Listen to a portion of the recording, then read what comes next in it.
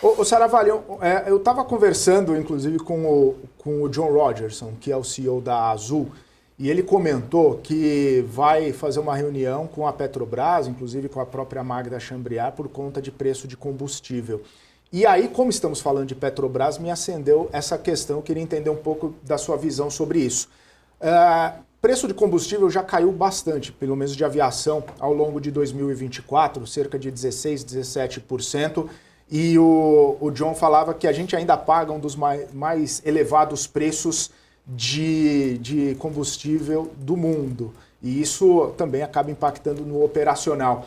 É natural essas reuniões, imagina-se que sim, mas a Petrobras tem espaço. A gente fala, quando tem essa questão de combustível para ajuste do governo, para ajuste de inflação, nas aéreas, né?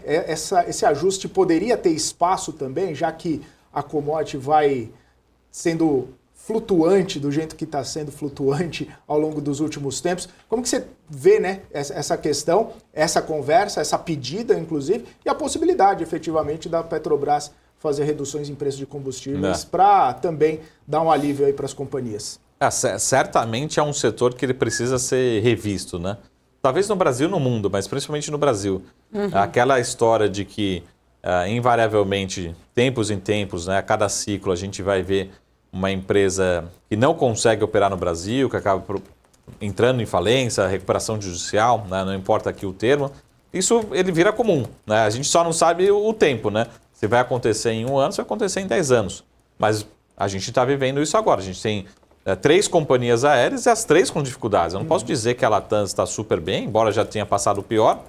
A Gol, nesse processo também bastante demorado, enfim, com as suas críticas. E a Azul, né, também está passando por um movimento grande de renegociação. Então, mesmo sendo somente 3 companhias aéreas praticamente no Brasil, temos outras marginais menores. De tempos em tempos, a gente vê que, por algum motivo, essas companhias não conseguem operar no Brasil, né? Será que consegue operar nos Estados Unidos? O que tem de diferente? O que tem na Europa? O que tem na Ásia de diferente? No Oriente Médio diferente?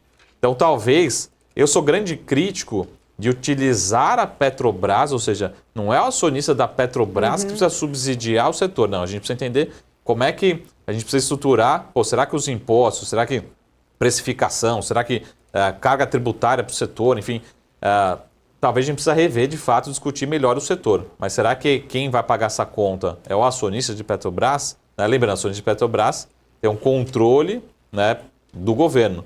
Mas é uma empresa pública, é uma empresa que tem capital aberto, né? E tem outros acionistas. Então, sempre essa discussão, né? Quem está subsidiando essa conta? Então, é um pouco dessa Marco, discussão que a gente tem. Inclusive, quando você fala quem está subsidiando essa conta, no caso específico, agora citando em relação até mesmo uma possibilidade de ser Petrobras em diminuir ali o valor do combustível nesse sentido, mas a gente vê que a Azul, inclusive, ela foi uma das mais beneficiadas ali pelo Persa, né? Quando foi criado, claro, na época da pandemia, o setor aéreo foi muito afetado, ela está naquela lista, até mesmo que o Haddad tenta, de alguma forma, agora retirar, né, esse incentivo de tributação, e ainda assim a gente vê toda essa dificuldade. Até o Felipe ontem conversou com o John especificamente sobre isso, claro, né? A empresa, ele traz ali muito a questão da empresa ser dolarizada, ter sofrido bastante uma pressão por conta do câmbio, né? Não só do combustível ali, mas do leasing como um todo.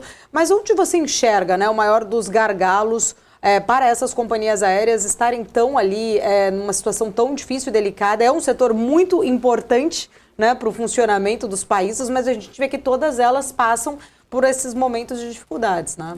Acho que é uma soma de fatores, né? Então, assim, eles têm muitas variáveis, né? Você operar o segmento aéreo, tem muitas variáveis que você não tem o controle, né? Então, preço de combustível, você pode estar a seu favor nesse mês aqui, daqui a 2 meses está jogando contra, e a gente não tem essa velocidade, embora a gente às vezes sinta no bolso, mas não tem a velocidade de ter esse repasse no preço. O câmbio é a mesma coisa. O que a gente precisa, talvez, para as companhias aéreas é ser mais competitivo de uma forma geral, né? Mas acho que se eu fosse pesar o principal fator que justifica as companhias aéreas brasileiras não conseguirem navegar bem, isso vale para as companhias aéreas, vale para quase todas as empresas do Brasil, chama-se custo de capital. Como essas companhias precisam de muito capital, né? sejam independente do modelo, mas imagine o seguinte, qual que é um preço de um avião, né? Independente do modo como você vai operar, você precisa de 5, 10, 20, 50, 100 aviões, né? Você operar, e quando eu falo de operar, por exemplo, o caso de uma companhia aérea, faço um paralelo em relação a uma companhia de aluguel de veículos, aluguel de frotas, né? Vamos pegar as companhias do segmento ali do setor da Júlio Simões, a JSL, né? Do Grupo Simpar, a Localiza, a Movida, enfim, outras empresas que precisam de muito capital empregado com esse custo de capital. Então é diferente e as companhias conseguem, algumas delas ainda conseguem gerar valor para o acionista mesmo com esse custo de capital mais baixo. Mas a hora que você tem um custo de capital 3, 4, 5, 6% mais baixo, né, a gente consegue ter empresas eficientes que conseguem gerar valor para o acionista. Agora, com esse custo de capital tão alto e companhias aéreas que precisam estar sempre injetando capital, né, você precisa ficar trocando de aeronave, expandindo, enfim, fazendo leasing, fazendo toda essa programação, a conta não fecha. Então, acho que tem um desafio tributário, tem um desafio do setor, desafio realmente de algumas variáveis que são muito voláteis, mas o principal desafio é custo de capital. Então, essas companhias estão recorrentemente captando lá fora, né, dívidas, emitindo dívida lá fora, mas ao mesmo tempo são companhias brasileiras. Então, você não consegue captar ao mesmo custo que uma Delta, uma American está captando. Então, isso acaba sendo prejudicial. Então, o principal fator é que precisa investir muito no setor e o custo de capital acaba inviabilizando, de fato, né? Imagina inviabilizando alguns setores que a gente chama asset light, né? Imagina esse setor que tem muitos ativos, precisam estar sempre investindo e acaba a conta não fechando especificamente. Então, quantas vezes aqui, mesmo com o John, né, com a Azul, talvez esse ano de 2024 foi o mesmo assunto de 2023, né? A gente estava nessa época falando, estamos renegociando aqui com os credores, com, enfim, os lessores, todo mundo, não tem outro assunto.